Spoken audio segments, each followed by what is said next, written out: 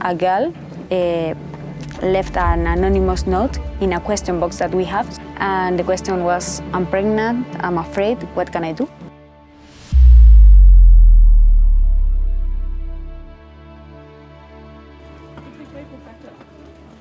Jina langu ni Lauren Alpio, mimi ni young mother, niko na 13 years old, na mchongo anaitwa Ryan Giggs, ako na 2 years na 3 months.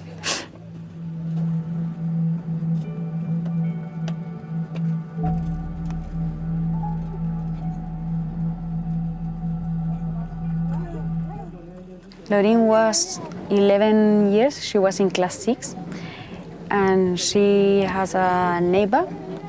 He was 72 years old, and he abused her several times until one day she got pregnant.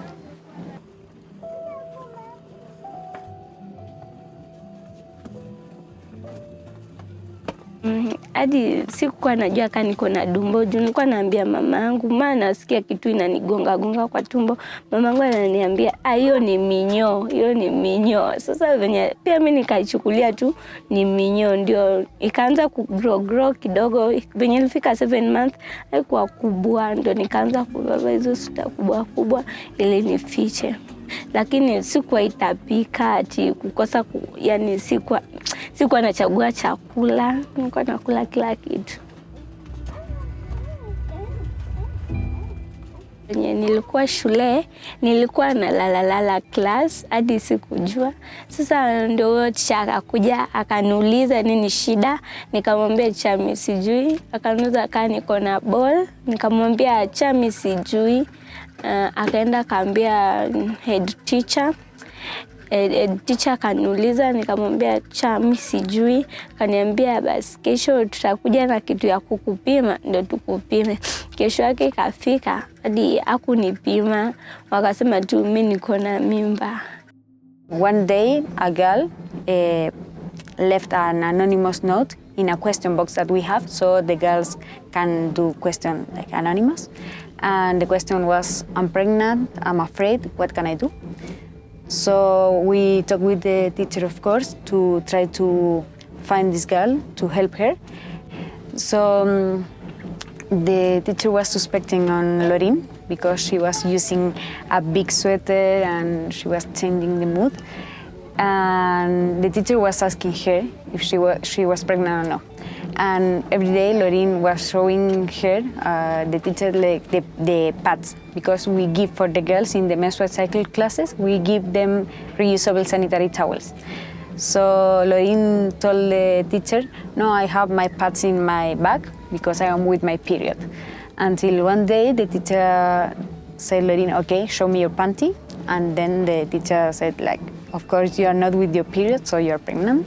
And then the teacher connect Lauren's story with Maisha, with Domitila, and we started to help her.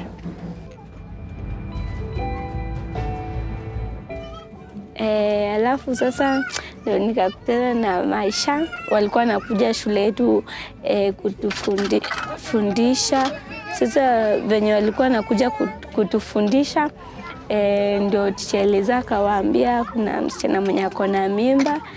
Wakakuja wakaongea na mimi, wakaita Made akakuja akaniuliza kama naweza kuishi na wao.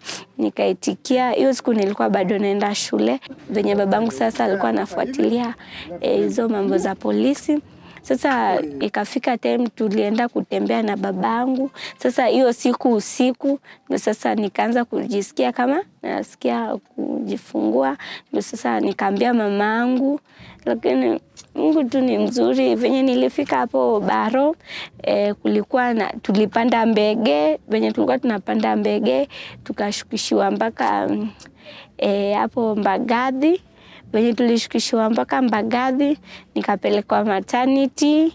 Nikaogopa, kuna baba mwenye alikuwa hapo nikamuogopa.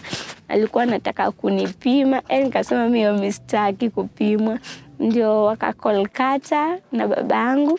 Kata akakuja akanipata kama nishajifungua. ndo akaniuliza mtoto wangu ako wapi, ndo nikasema yuko pale.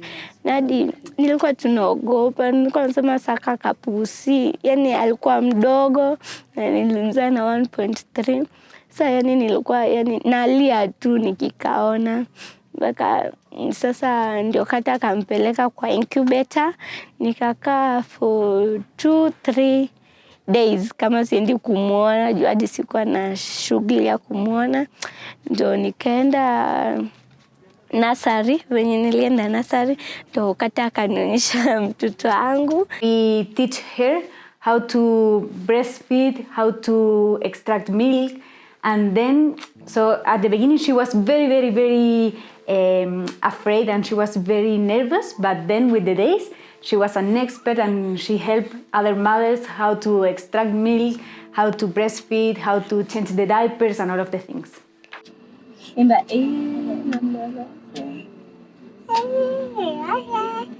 Penye nilitoka Sangumo West ndo kwanza madhali aliniuliza kama nataka kurudi shule Domitila, nikamwambia nitaka kurudi shule. Akaniambia ataongea na mtoto wake alafu niende hiyo shule ya St. Martin. Nilitaka kuchange kwa sababu ile shule nilikuwa kila mtu yani alikuwa anajua niko na mtoto, yani wangeanza kunitusi hivyo. Sasa ndio nikaamua siwezi kwa ile shule, nadi mwalimu head teacher ananiongelea vibaya, so ni hame niende shule nyingine ndio niweze kusoma kwa amani. Kuna wenye wanajua shule yenye nasoma lakini yani wananichukulianga tu kadadao. Yani hakuna mtu mwenye anaongeanga kuhusu story yangu. By the way, tuko wawili wenye tulikuwa huko kwa Madesa, tuko wote huko hiyo shule na tunasoma huko. Kila mtu yani anatuchukulia tu ka students wa shule wa primary.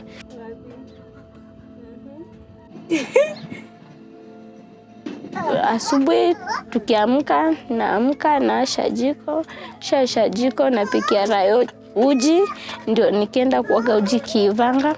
Alafu nikikuja naenda kwa duka, naweza kopesha kazi na pesa, nakuja navalisha Rayo, alafu nampeleka daycare. Nikishatoka shule naweza pata ka brother yangu amemchukua ama baba yangu, ama saa zingine mimi ndo namchukua. I grew up, I want to be a midwife kwa sababu nimeona watu wengi huku yani wana struggle. Kwanza venye tulikuwa hosi, wamama wengi walikuwa na struggle, mpaka mwingine alikuja yani mtoi alikuwa amefika lakini daktari alikuwa anakataa hajafika, ndio maana akazalia kwa nyasi na mtoi wake akadedi.